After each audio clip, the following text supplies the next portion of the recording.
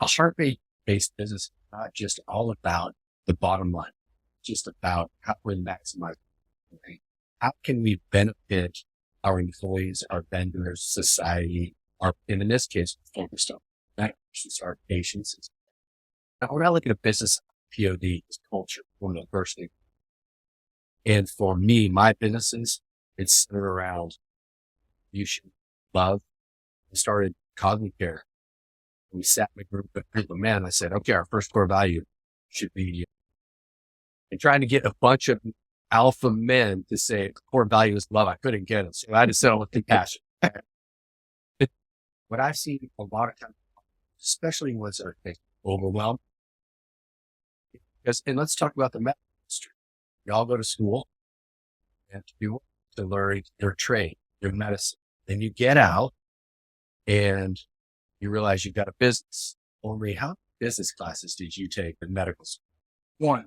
So now you're a dentist and now you're asked to run a business. Yeah, we all have this dream of business. Hey, I'm going to be my own boss. I'm going to make money with my money. I'm going to have a lot of free time or do vacations, family. I'm going to have a big house, fancy cars. You may have a big house. You may have the fancy cars. You'll have the time. The free time doesn't exist. And it's because we have become operators in our business, working in the business. So there's got to be a transition. And when we look at what you do as a dentist, it's your art. It's your chosen art. So you're an artist now. As you become to run this business, maybe you find that I wish I had to work in business and business. Or maybe just, I love the industry. I want to be this. But how do you transition to where you perform your art? How do you transition into that entrepreneurial or manager leader role and somebody else takes care of the art? When we talk about, lots of times we talk about work-life balance. How about work balance? Understanding who you are and what it is you want. Do you choose a trusted person? How do you know they have? Because it's your business. So most of the people who work for other people don't care about the business. They care about the payment. How do you know it's fully dedicated? Sure. What I did with my business is I started interviewing on core values to extract whether this person is going to, inside of my business, which I scaled to 39 employees. What I realized was I needed to get everybody rolling in the right direction, having the same core values. Every employee in my got a core value review every 90 days. Keep it real was the first. We act with honesty, heart and soul. We love our clients, internal and more than ourselves. Back yourself and your teammates. If you're new, own your experience in your onboarding. And if you're an existing employee, go out of your way to help the person. Innovation. We have innovators down in industry. And the last one is do what we say, follow through. So this is part of my core values, interviewing to extract to see those core values. Because we can find the people with the skill set, but are they going to match our core values? They don't. They're not going to be rolling in the right direction. Or interview for core values, and then see the resume of their skill set. Then the hardest piece is you're probably an amazing dentist. Right? If you want to replace yourself, you're going to say, nobody can do it as well as I can. That's true. And it's a limiting belief, right? Inside a business, you've got to get your mindset right. Can I hire somebody to do what I do 80% as well as I do? You can take micro adjustments to get them up to where you're at. You said to start with investing in yourself. Does that applicable for everyone in the business, like each business, or just being healthcare physicians themselves? Because some people can't start with themselves, they put others and their business first. So I think they have to go through mental. It's a mindset. Who's the most important? Family. But anybody specifically? Husband, my kids, parents, siblings. And if you pick one, my husband. I would agree with you if that was your mindset. But we could have a debate whether it's your kids or your spouse. I haven't seen your spouse. If that's your mindset, but I'm taking it back. And I believe the most person in your life. Because if you don't take care of yourself or don't have, and it's not a selfish thing because it feels really selfish. I remember being told, oh, you're bragging on yourself when I was a kid. So don't talk about yourself. It's about taking care of yourself first. That's why when we're at Plan or Die, we're talking about mindset first. And the first thing we're going to teach folks is spend some time with yourself, planning your life across fitness, faith, family, finance. You just lie because I'm a liar. I have great integrity. I'm a liar. We all lie. Who we lie to ourselves? We lie to ourselves. And I see you because I've been you in this overwhelmed piece of business before, right? He's not a liar. He just gives another version of the truth. So we're lying to ourselves again. Okay. It's we're human beings, right? We're all going to tell ourselves stories. Oh, I don't have enough time. It's a simple lie. Whenever you ask somebody, hey, can I go down to the beach this weekend? You want to? Well, I can't because I'm doing such and such. They just lied to you. The reason that they can't is because they made plans with their mother, say. Okay? That's not a lie. They chose to honor the commitment with their mother. So the real answer is, I won't because I have made a commitment with my mother. I'd love to, but I won't. We say we can't. So now it's going to make you feel good. I can't because I have this other thing. The truth is, I won't because I'm doing something with my mother that I value, either I made to her or I want to be there instead of going to people. I'm not trying to be a jerk on this. I'm just trying to have people see that words mean things. The lies we tell ourselves. I've learned, I still use the words, but I catch myself. I use the word can or can't to much. Will and won't are middle language. You ask somebody, hey, I need this report by Friday. And they tell you, I can do that. And now Friday comes, they're busy. They're like, I didn't get to that. They don't get it done. They say, I will get it. Well, they deliver. Yeah, you believe they're going to get it done. And now if they have any kind of integrity, they're going to sell. Gain clarity, understand your weakness, and understand your strengths. So how do you do that? Okay. Let's Yes. say as a person. Yeah, we're gonna do this first because when we talk about business, I call them 8 fundamental building blocks of business. The first one is the mindset. You don't keep your mind right. I don't care if you're the greatest dentist, but you're not going to be able to give service to your people, patients, or serve your family. Mindset comes first. Then it's leadership. You have to be able to lead yourself before you can lead others. Then it's culture. Those are the inner ring, if you will, of business, right? Then we talk sales and marketing. We talk about optimization and maximization. We talk about accounting, finance, legal, and then strategic planning comes. It's interesting. This is a strategic planning event, and we're going to be talking about mindset and strategic planning. They all tie together. So let's talk about the mindset first. We talked about how the most important person in your life is you. I am going to convince you that the most important person in your life is you. I'm going to tell you the story. You've been on an airplane when the mask thing, they're going through the safety protocols. We lived in Portland at the time. I was going down to spring break with my son, who was 3. We had to catch the big plane from Portland to San Francisco, get on one of those little puddle jumpers from San Francisco to San Francisco. So we get on the first airplane and they're doing the safety thing. And I'm probably reading a magazine or something, not paying attention like we all do. Nobody pays attention to the flight attendants for doing that. But my son has rapid attention. And she's doing the mask. What are those? I said, don't worry about it, son. If those things fall, we'll toast. That's the roll away tease to him, right? So now we're on the little puddle jumper plane. There's 1 aisle of seats on one side, 2 on the other, maybe 20 people on the plane. I don't even think she's on a microphone because it's such a small plane. And she does the mask and she drops it. And this little 3-year-old boy yells out, if those things drop, whole plane cracks out. I'm going to tell you, you have to put that on first. We're going to break it down and make this easy. Stick with fitness. You brought this up. So inside of fitness, we're going to get real clear. This is the problem. There, we get on the little puddle plane and there's 1 aisle seats on one side and 2 on the other side. And we're like row 4. And nowadays they have the automated speakers that do it. But back then the lady had to talk.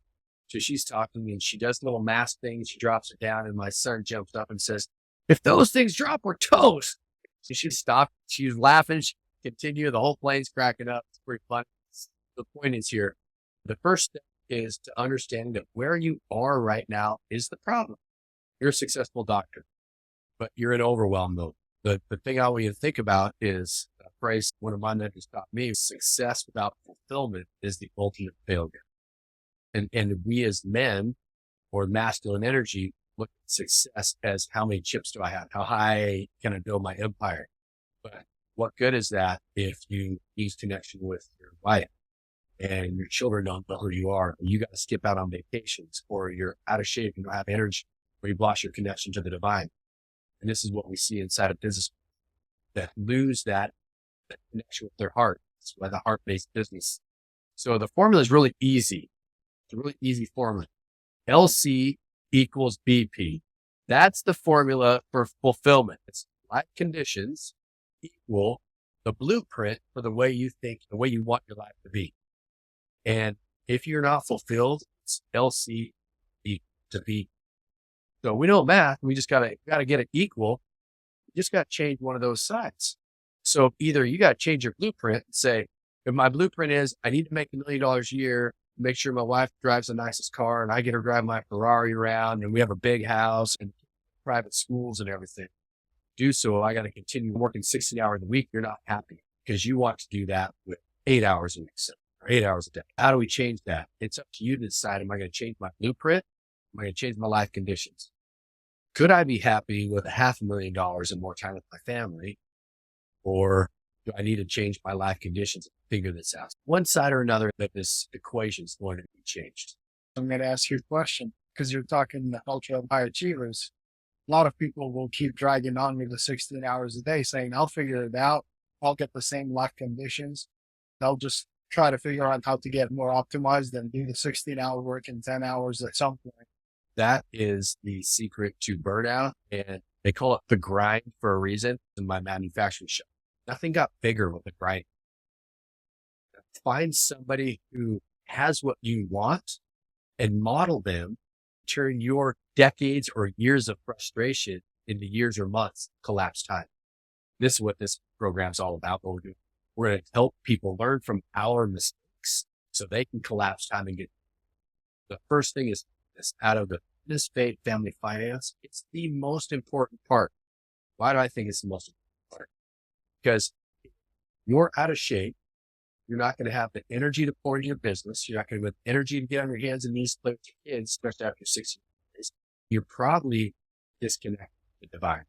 A lot of times where I was, I didn't even have a faith when I was grinding in my metal fabrication job. So first thing we want to do is target for fit. Let's focus on the piece. The problem is 200 pounds or hypothetical. What's the possibility? I really want to be 200 pounds. The problem is 250 pounds, I have no energy. Possibility is 200 pounds, I look good, I feel good, I have energy for everybody. There's a gap between that 50 and 200. So how do I get from here to there? This is where the principle comes in. We do something with our diet, pounds overweight. We'll probably do something with our exercise plan. What are the principles behind that? Eat less, work out more. It's because your business is the most important thing in your life. Your children are the most important, and not you. I'm making some assumptions, probably not too far if you're going to start being truthful to yourself. So we get our blood work done to understand the supplementations that maximize health. Your model may be different than mine, right? Your standard is different, and that's okay. You're going to set the standard that works for you. So then we want to, so our plan may be, okay, I need to get a nutritionist. Maybe I need to get, I'm 250 right now. I need to get down to 200. And I'm now reverse engineering it. Well, you need to be at 200. What the first quarter look like? Oftentimes 50 pounds overweight, the first chunk of weight to lose goes fast. So Q1, if I'm going to use 50 pounds for the year, I'm going to lose 20 pounds in the first quarter. So I'm going to put that as my target. I'm going to lose 10 pounds a month. Then we go to put the plan of production, follow the plan that the nutritionist set. And because we're out of shape, all we're going to do is work up. We can't walk for 45 minutes when we're still out of shape. So January, we're going to walk 20 minutes every day. February, we're going to 30. In March, we're going to make it 45. Since we're stepping up, we're making progress. At the end of March, if your blueprint says I need to be 200 pounds, 230, and I just LC doesn't equal blueprint, are you going to still feel depressed? Because you're making progress. I'll give you an example of somebody, of a really good friend of mine. He achieved more than he ever thought. Here's where his downfall is. And I learned this lesson. His name's Nonito Donaire. In 2012, Nonito was voted by Ring Magazine as the boxer of the year. And they ranked it third in the world. And nobody's ever heard of this guy, unless you're a boxing fan. But we all know who Floyd Mayweather is. Heard that name? Manny Pacquiao. So when Mayweather was number one, Pacquiao was number two. My friend was number 3 in the world pound for pound. He had knockout of the year. He's ranked currently as the 61st greatest boxer in history. Nobody's heard of him because he's a lighter weight guy, right? His next fight in 2013, he trained. And then he rushed back, moved up 2 weight classes and got knocked out the next one. He was 36-0, fighter of the year, lost 3 fights. What happened? He reached the peak of the mountain. And he told me I'd achieved more than I ever thought I would have. Oh, but I didn't have anything else to shoot. His purpose was gone. His drive was gone. So where we go is it's progress towards something. So now let's fast forward. It's December and we're 223 pounds. We're not just going to stop at the end of December. We'll lose those last 3 pounds. We need to set a target for the next year before we hit the top of the mountain. You see this over and over with successful business people that sell their business and a month later they're depressed because the reason they admit. So across all of these areas, we're going to do this. We're going to know what the problem is, the current reality. Even if you are 36-0, third in the world pound for pound, with the possibility you can be number 1 pound for pound in the world. So we're going to set the possibility, principles behind that, which I also like to set up milestones based on. And then we're going to set our plan and then production. So we're going to break that down across fitness, family, and inside of this, that's how you pour into yourself. When we go back to the production phase, it's going to be, what's the one door that I can open this week that's going to move me towards achieving this target? And then what are 3 to 5 keys to open this door? If you're going to say, okay, this week I'm going to lose 5 pounds, what's it going to take? Follow my diet plan 7 days a week. I'm going to find an accountability partner that's not my spouse, or I'm going to take a picture of myself online and post it and tell everybody I'm losing 5 pounds. You think you're going to have people when you've just told everybody that this is what you're going to do? It's powerful to put yourself out there and realize I'm going to have to hide if I screw. But if you do screw, you own it. I gained 2 pounds this week because I went to a UFC fight, drank 3 beers, and ate a whole pizza. But you'll have keys that unlock doors. So we'll continually break down into smaller bite-sized chunks. The only way to eat an elephant. Let's talk about the beauty of being a business. Touched on it briefly, but let's dive into this. There's 3 types of personalities, and all of us have one at their core. It doesn't mean you can't, just because you're not a leader naturally. The 3 are an artist. And I like to break it down into sport. I grew up in a Laker fan. So an artist is Magic Johnson. He was the point guard of the team. Beautiful to watch him. But Magic was a true artist, what he did. Made a money as an artist. A lot of times you think of artists as being the low-level person. Construction work doesn't make a lot of money. They have a skill and they love and they have a passion. That's who they are at the core. The next level would be the manager leader. Riley coached that team. He had been an artist as a basketball player, not very good. He elevated and became a coach, a great coach because he was a great leader. That's who he is at his core as a manager. And then finally, he's an entrepreneur. Entrepreneur is the owner of the team. These people enjoy risk taking. They thrive on it. It's my way or the highway. So as a doctor, you go to school to become a doctor. Maybe you love art of being a doctor. That's your passion. We would figure out at Plan or Die, you need to take over the manager leader role. You don't have to do that. You have one job, which is your art. Now, there's some doctors that get into business and their art, that they're practicing their art and realize I'm an entrepreneur. And so then he puts on the entrepreneur hat. He finds somebody else who can do the art and pays the artist. The interesting thing is that middle piece, the manager leader, is often the one that makes the least amount of money. We think of it as the boss makes more. I see this mistakes with salespeople all the time. Companies will take their best side salesperson and they make them the sales manager, but they're an artist. And they think, oh, if I can have him be the manager, then he can teach everybody else. They find out they make less money if it's a commission-based company because now they've got all these other people and they're not living their art. So then they get burned out in that role. A lot of that also come back to your personality profiling and what I could become a bookkeeper if I really want. I have the skills to for a short period. I'm not detail oriented. I couldn't do that for a long term. People person. Yes. Somebody who's an accountant, maybe they can do sales for a short period of time. All do something for a short period. It just isn't going to be our purpose. Where do you think you are with those three hats? Where would you want to be? Not where you are, but where would you want to be if you could do it anyway? Right now, I'm a full-time artist, part-time entrepreneur, a manager. I'd like to believe it's entrepreneur, but it's probably closer to manager. Where I would like to be is part-time artist. Who do you think you are at your core? So talk about Tony Robbins.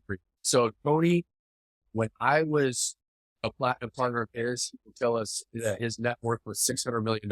He said this publicly. So this was a decade ago almost.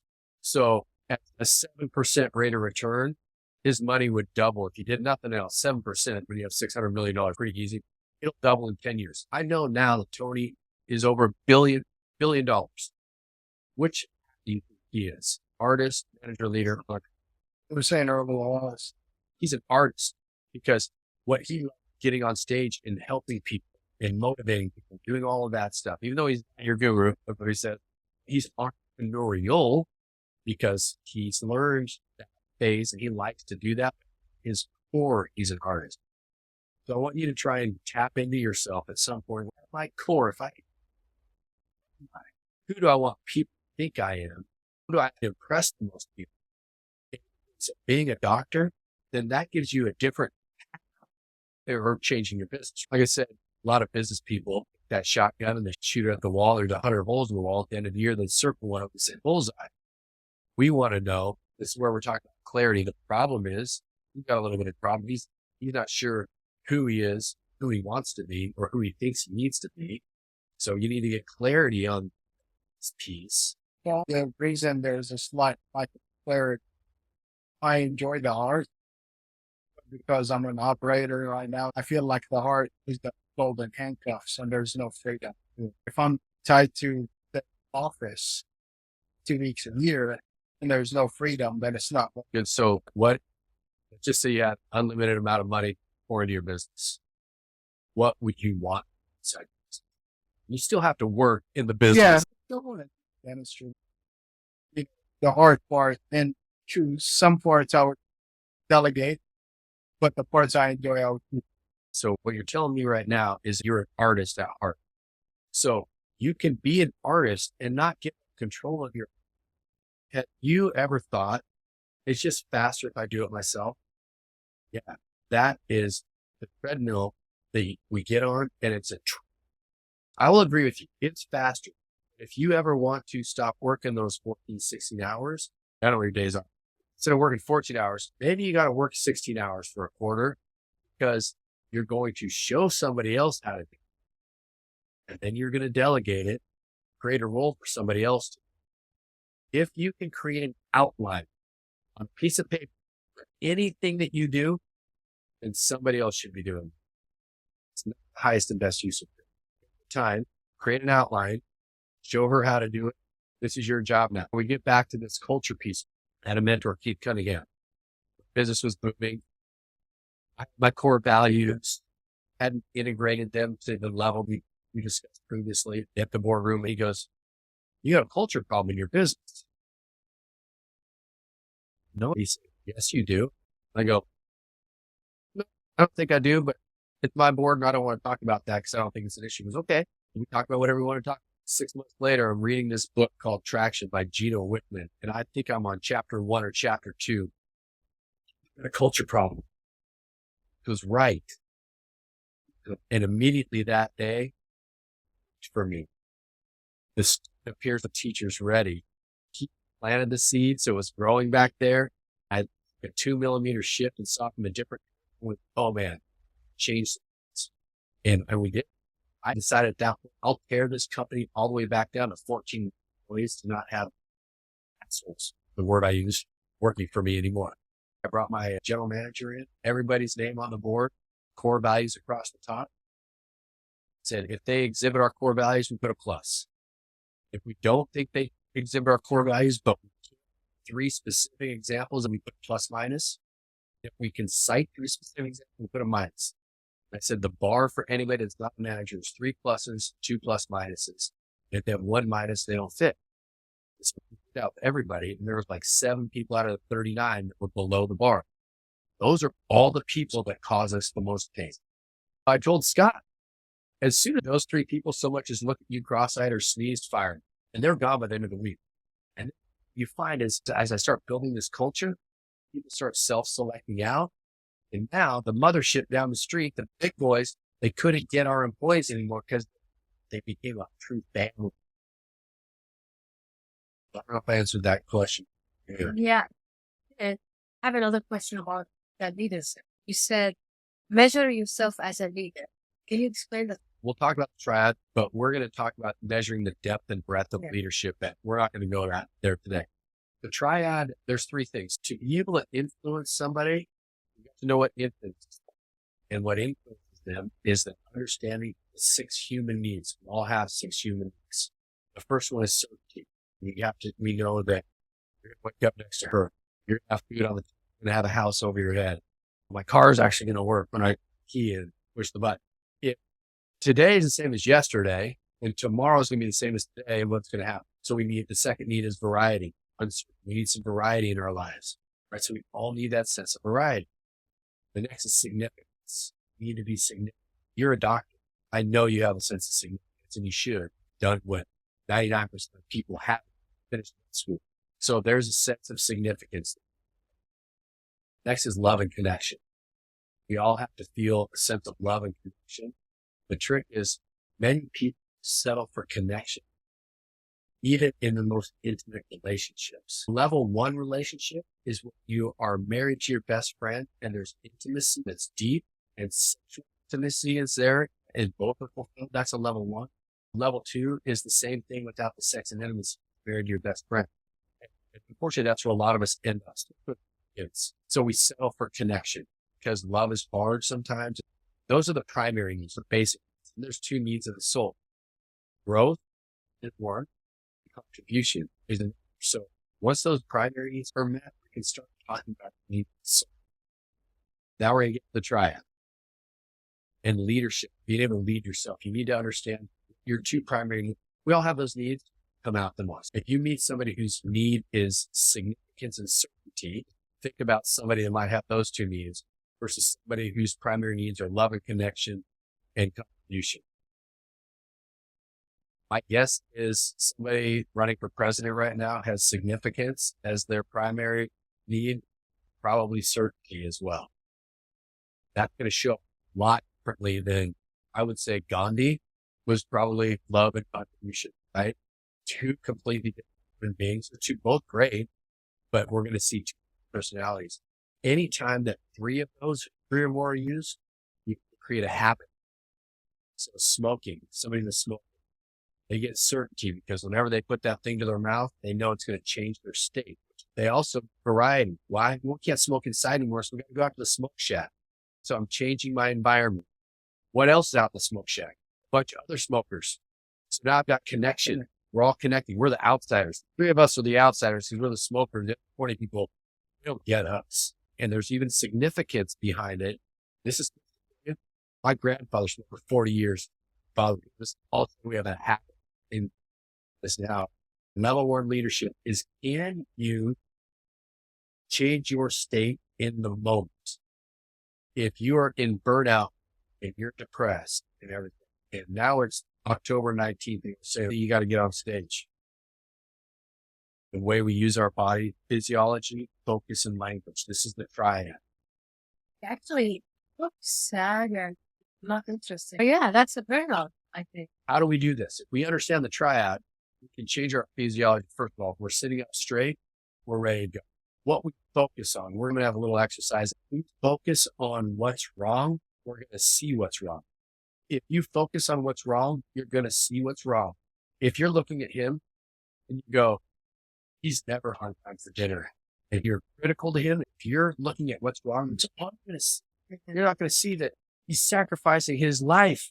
I'm not saying this is what's going on. I'm using it as an example. He's sacrificing part of his life because he thinks it's right for the family. I tell you, dude, you're not an ATM machine. You're more than an ATM machine. She wants more than an ATM. So physiology, focus, and language. If you're focused on what's wrong with him, you're not going to see what's right, which is he's working his ass off.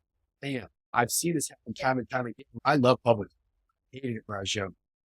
My heart would start to race. Palms would get all sweaty. I feel all jittery. I get nervous about that. And now I get all excited. My heart starts to race. I feel all jittery. My palms start to sweat. I'm focused on it in a different way. The language we use can, can't language, physiology, is language. The three things that we can get to change our state in a moment. If you watch Tony, he's big on this. I don't know if you can look at this, but this is where I learned it from. Before he gets on stage, if you ever see a video of him, he's come on stage. He's changing his physiology, getting ready to serve, and then the language he uses. He comes out and starts dropping F-bombs in front of 12,000 people. He's showing up. He's a warrior on stage for what he does. How can we get ourselves in that state? Check yourself when you're in the office. People are looking at you all the time. I had a manager tell me, I was a salesperson in this before I bought my business inside, and I was in this bad way. We got a new computer program, and I was just on the side. She said, affects this more than the manager, because everybody looks to you as the leader. I realized all I had to do to change my physiology and focus. I'm stressed out. I'm still doing more than these people. I can model that behavior to them. And phones, brings everybody down. But we're going to talk about business. We want to understand there's some confusion. A lot of people in business have heard of SWOT analysis and strengths, weaknesses, opportunities, and threats. We talk about strengths and weaknesses. We're talking about what strengths I bring, what are the weaknesses I have, or what are the strengths my business or team has, my business has, opportunities and threats. So the opportunity could be, how can I leverage AI? So what? Hard to make them say, fine. Keep them safe. Yeah. Right. Yeah. I keep them safe. I hope to provide them with everything, like have good personality in the future for the society. I don't want them to find the people very. Are you a single parent or do you have a team? Right, your team. What are her strengths? Making sure they feel loved. So outside voices. You bring your office together and you get outside voices.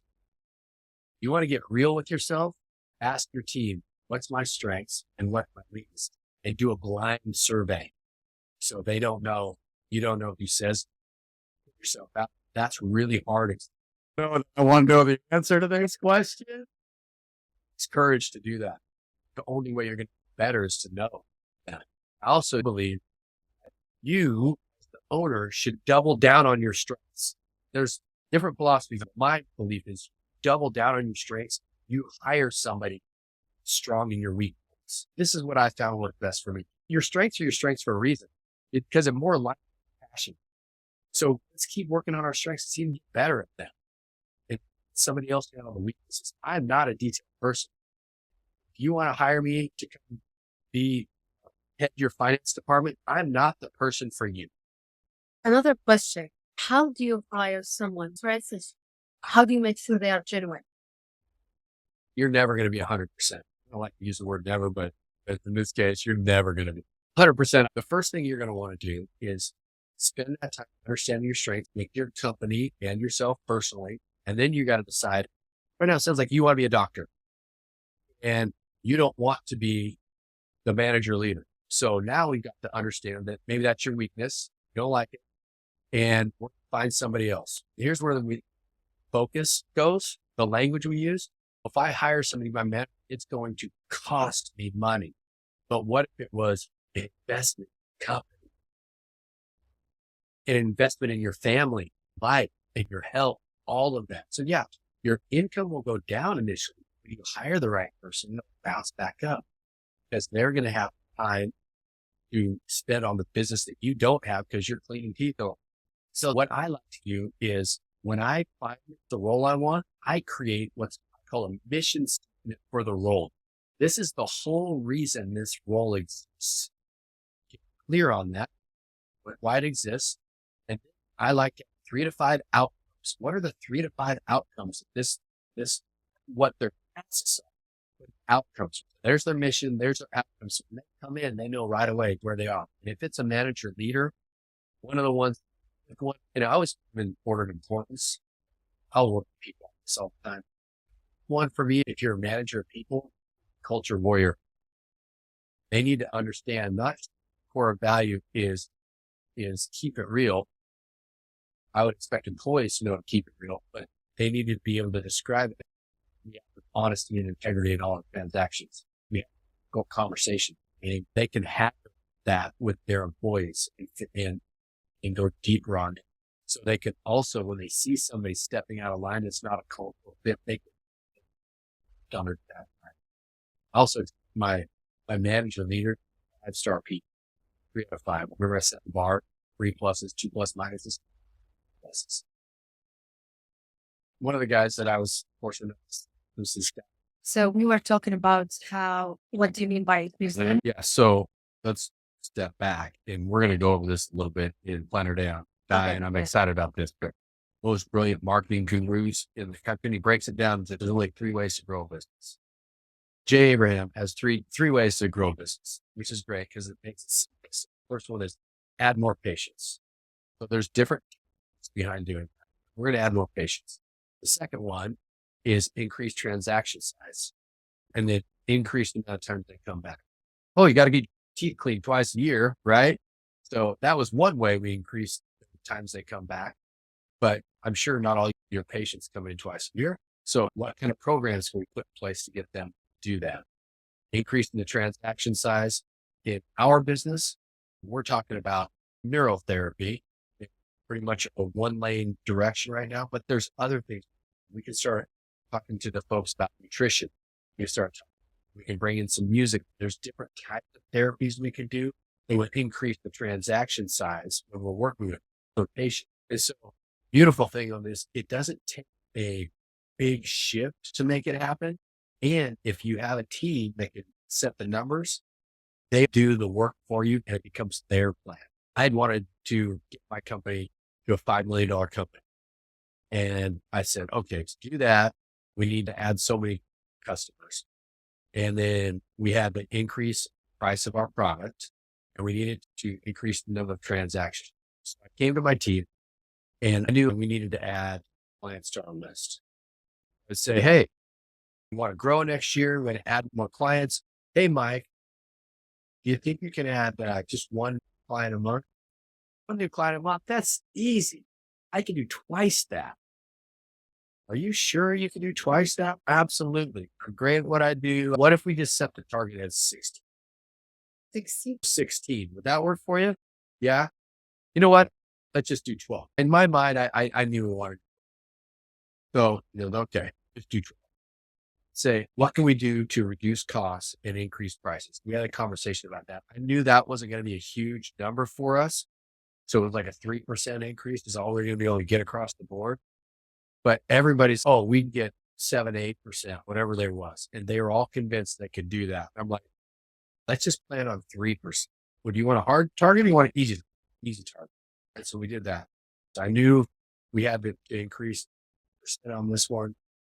I don't remember the exact numbers, but the point is it was such an easy number in their mind. I was the hero because whatever number they came, up with. I was cutting it down. And so I said, okay, are you guys buying all these numbers? Yeah, that's a slam dunk. And I said, okay, let's punch them in. All of a sudden, it came out like 5.2 million. We've never done that before. No, we can do this. And now it was their plan and we did 5.4. So it was really cool to be able to use that technique in knowing where I wanted to go and knowing the people I had. I actually stole that at Riley. He did that. Does that answer that? Yes. Another business question is how to grow the business by 133%. That's what we just did. And we'll lay this out. Let's say we had 100 patients that we did $100 with, and we saw 10 times a year. Right. So that's how we're going to do that. Can you talk about the increase? What I did with my team is I knew it wasn't going to be 10% across the board. So I couldn't get a 10% price increase, but I knew that if I wanted to grow this company, I think our target is a 25% growth. In manufacturing, you have to buy new equipment and stuff. So I knew where I needed to be, where I wanted to be.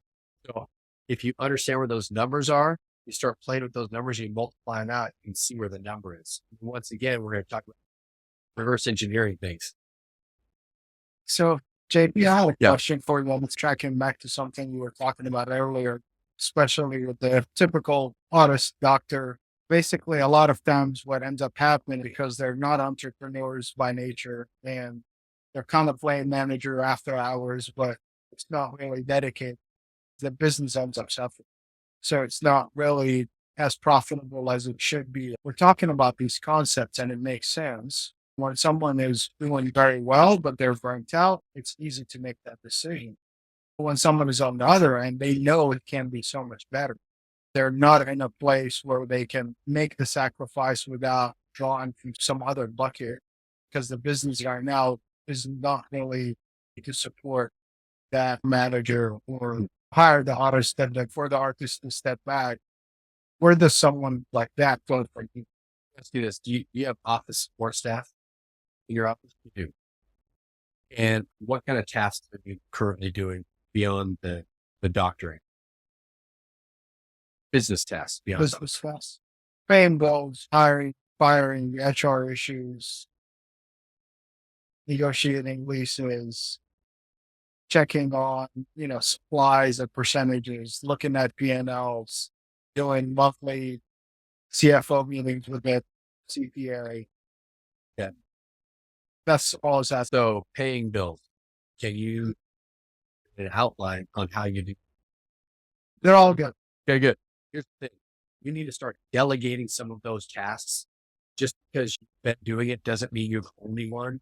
And if this is a team, they need to carry their weight. They're not sitting up there busy all 8 hours a day. I caught somebody playing Farmville one time and I was like, if I see you playing a game at work again, we're going to have to redefine the nature of our relationship. I'm excited about what you said. I'm excited for you about what you said. I can see places in your business that you have a belief that you have. You don't have. Create a min-max. Put a number on everything. It may take you an extra weekend to do that. Then you tell Susie, I need you to check this once a week, once a month, whatever the number is. We don't have 10 boxes of gloves, then order it. Always have 10, get to 5, order 5 more. Delegate all that stuff. Now, you may have to be the person that sets it up. You may even bring somebody else in there that's going to do that, to work it with you so they understand. And you just write out that outline. To me, that was one of the biggest shifts in my work, was being able to create that outline. If I've got somebody that can't follow this outline, they shouldn't even be in this building. Show them how to do it with the outline, then watch them do it, then you give it. It's not their job. You need to take stuff off of your plate. It's going to take your 14-hour week, make it a 16-hour week for a while so you get that done. But that's the first step. Now all of a sudden you're down to 10. And of that I would say, benefit. yeah, they could benefit, but we're going to be focused on the business owners.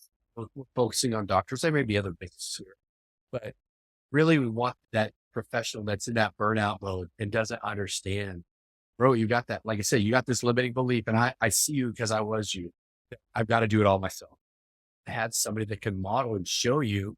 The kids call it today, they call it It's called wisdom. What you're going to find is it's not a massive shift in what they're doing. It's just, you got 20 tasks take you 4 hours. And the girls in front, they already have all the extra time. You just need to use them. We're going to touch on a lot of these things. We may talk a little bit about integrating AI and how AI uses. We're going to talk a little bit about Jay Abraham, the 3 ways to grow a business, but we're going to go deeper at O2. This time, we're going to be focusing on foundation, those eight fundamental building blocks. Number 1, which is the mindset piece. Mindset's not right. The rest will never come in. And the strategic planning. So how do I get from 14 hours to 10? That's the strategic piece. So we want to work on both of those. But then when we go to O2, we're going to go deep dive. What are some things we can do inside of a medical practice to increase sales, marketing? Specifically, how do I build culture, improve my leadership abilities? And then what does it look like for my accounting and finance and billing and all of that? We're going to go into a deeper dive. Okay. Is it applicable for all healthcare professionals, pharmacists, dentists, physicians, optometrists? We say, yeah, for an owner can't make it, but they send their person. I would hope as you scale, we're not going to have an officer, a general manager, or a chief operating officer who's listening. That's the kind of level person we want. We want somebody with a critical business thinking mind that can actually have the skills to implement. It's one thing to go to an event like this, pick the 200-page workbook, and go, that was a great day, and put it on the shelf. No, let's put it in action. I would really urge people, whether it's this event, any event you go to, immediately, the very first day you're back at work, or even on your way out of the event, do something to commit you to action on one thing. When I spend my multiple 6 figures on personal development, I always put something into action. When we start talking about daily planning, I study something every day. Now, I'm not saying you have to read a book a day or even a chapter. If you read one sentence in a business and you learn something from it, you can be done and you can check off your study point for the day. But now you got to teach it to somebody else, because if you can't teach it, you don't know it. And if you don't know it, you want to grow it. So anytime you're in an event and you like something, put it into action, teach somebody else. And so every day you're teaching somebody else to help them. Right? How does that look? Doing the same thing and hoping you're going to get a different result. This, that, and the other thing wouldn't have happened. We would have made it. So I'm going to hope those things happen next year. What's the drug a lot of people get on? There's people who say, go with your gut instinct. And I would agree with that from a personal, spiritual aspect, but not inside business. Going with your gut instinct stands for give up trying. Because business by trial and error is a very expensive way to do things. I learned this. My disc profile will tell you 10 years ago, I was a 99 Ds, but there's a scale. I mean, I can make decisions. Yeah. Create organizational whiplash. So I'd be going, oh, problem, solve it. Let's say we had a course correction going east to north, and I go, this is what we're going to do. And we're going north, east. It's still better than going east, right? But then you realize you're still not going north. So you make another one. We're going northeast. Why don't we just stop, think a little bit instead of going with our gut instinct inside of this, understand everything and get to going true north on one time. And so as I do a personality profile now, it's a 92 because I've learned to slow down and do a little bit of thinking. I don't mind making decisions. We saw this in the text message the other day. We're doing a Zoom call at 5:00, period, because everybody was scattered. We're going to make a decision. We're going to go forward with that. That's what I'm talking about. So, thank you.